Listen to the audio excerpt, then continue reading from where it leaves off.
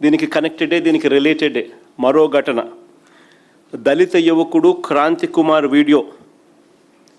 దళిత యువకుడు క్రాంతి కుమార్ మరణ వాంగ్మూలం ఇస్తూ సోషల్ మీడియాలో తాను మాట్లాడి ఆత్మహత్య చేసుకున్న వీడియో వైరల్ అవుతూ ఉంది.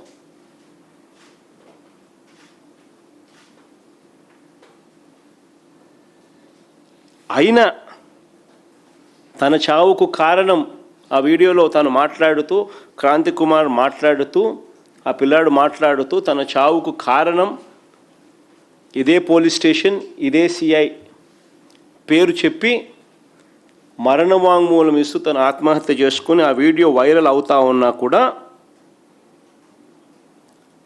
ఇదే సిపి పరిధిలోకే వస్తుంది. ఇదే సిపి పరిధి. ఏం చేస్తున్నాడు? ఏం చేయరు.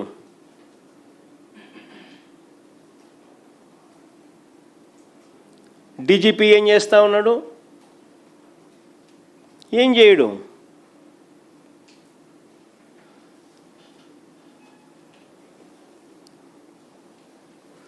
మరి క్రాంతి కుమార్ మరణ వాంగ్మూలానికి విలువ లేదా? మన ఆ పిల్లాడి మరణ వాంగ్మూలానికి విలువ లేదా?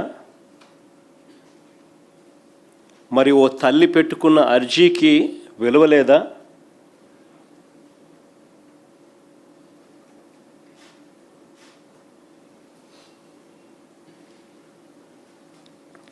తన కొడుకు కోసం సాయికృష్ణ తల్లి వేదన పడుతూ రోజు పోలీస్ స్టేషన్ చుట్టూ తిరుగుతూ అర్జీలు పెట్టుకున్న దానికి విలువ లేదు. ఓ యంగ్స్టర్ చనిపోతూ ఆత్మహత్య చేసుకుంటూ మరణ వాంగ్మూలం ఇచ్చి సోషల్ మీడియాలో వైరల్ అయినా కూడా ఆ మరణ వాంగ్మూలానికి విలువ లేదు.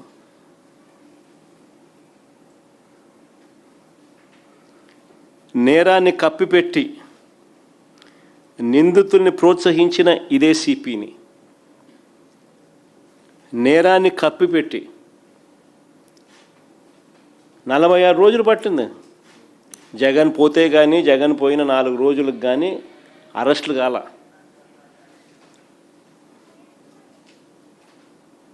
ఆ అరెస్టులలో కూడా చిన్నోళ్ళను పెద్దోళ్ళని విడిచిపెట్టి, అంటే నేరాన్ని కప్పిపెట్టి నిందితుల్ని ప్రోత్సహించిన సిపిని, డీజీపీని, చంద్రబాబు నాయుడు గారిని ఎందుకు బాధ్యులను చేయడం లేదని అడుగుతా ఉన్నా. ఇవన్నీ కనిపిస్తూ ఉన్నాయి.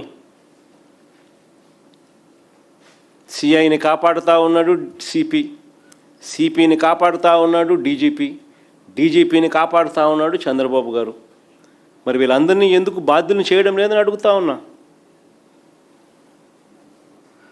ఇందులో చంద్రబాబుకున్న ఇంట్రెస్ట్ ఏమిటి అని అడుగుతా ఉన్నా.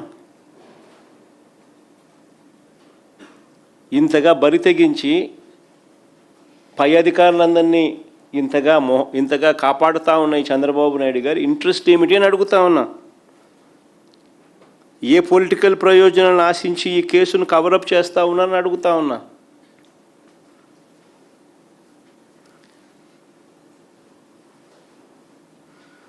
ఎప్పుడు ఈ ఘటనలు జరిగాయి, ఎన్ని రోజుల తర్వాత తప్పనిసరి పరిస్థితుల్లో వీళ్ళు రియాక్ట్ కాక తప్పలేదు?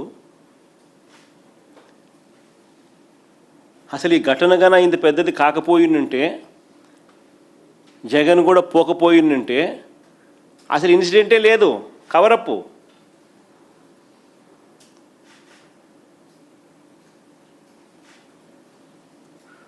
సాయికృష్ణ ఇన్సిడెంటు లేదు, ఆ తల్లి ఆవేదన ఇన్సిడెంటు ఉండదు.